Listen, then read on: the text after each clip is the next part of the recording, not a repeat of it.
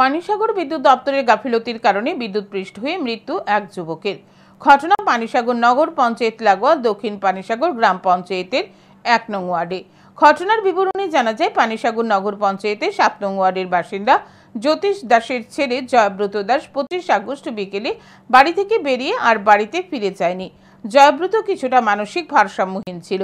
এরই মধ্যে এই দিন রাত সকালে পার্শ্ববর্তী বাড়ির লোকজন জয়ব্রতর বাড়িতে গিয়ে জানায় বিদ্যুৎ পৃষ্ঠ হয়ে জয়ব্রতর মৃত্যু হয়েছে। খবর পেয়ে ঘটনাস্থলে ছুটে যায় পরিবারের লোকজন।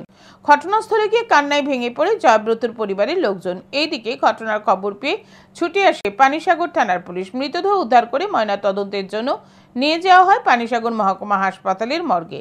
এলাকাবাসীরা জানান, প্রবল বৃষ্টি সহ ঝোড়ো হাওয়ায় ওই এলাকায় বিদ্যুৎ পরিবাহী তারে বাঁশ পড়ে বিদ্যুৎ পরিবাহী একটি তার ছিঁড়ে রাস্তা ও ধানের জমিতে পড়ে যায়।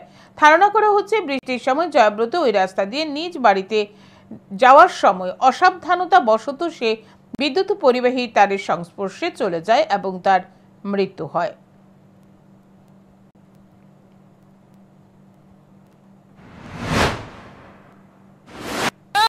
কি নাম আপনার? আমার নাম রিনা দাস। এখন যে আমরা দেখতে পেলাম মানে ইলেকট্রিক্যাল লাগিয়ে মারা গেছে, আপনার কি হয়? আমার ছেলের ভাই। কি নাম আসলো? তার নাম জয়ব্রত, এমনি আমরা ভিক্ষু ভিক্ষু ডাকি। কিভাবে মারা গেল, কখন মারা গেল আপনি শুনছেন? আমি ওখান শুনিয়া মানুষ কইছে না দেখে আইতাম, দরকার আছে ও ভাই, আমি শুনিয়ে না। আপনার ছেলে কি করতো, পেশায় কাজ কেটা করতো? কিছু করতো না রে ভাই, কিছু করতো না।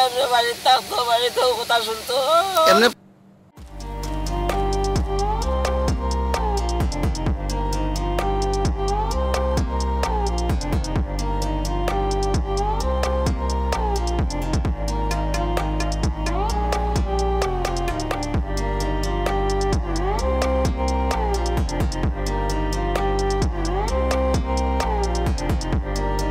আপনাদের সাধ্যের মধ্যে যদি কিছু ইউনিক কালেকশন এবার পুজোতে, দুর্গা পুজোতে পড়তে চান, তো অবশ্যই আমাদের ইডেন সঞ্চিতাস ক্লোজেটে একবার হলেও ভিজিট করবেন।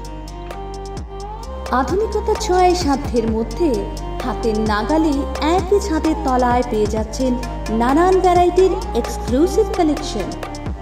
মেয়েদের পাশাপাশি পুরুষদের জন্য থাকছে নজর কাড়া সব ডিজাইন।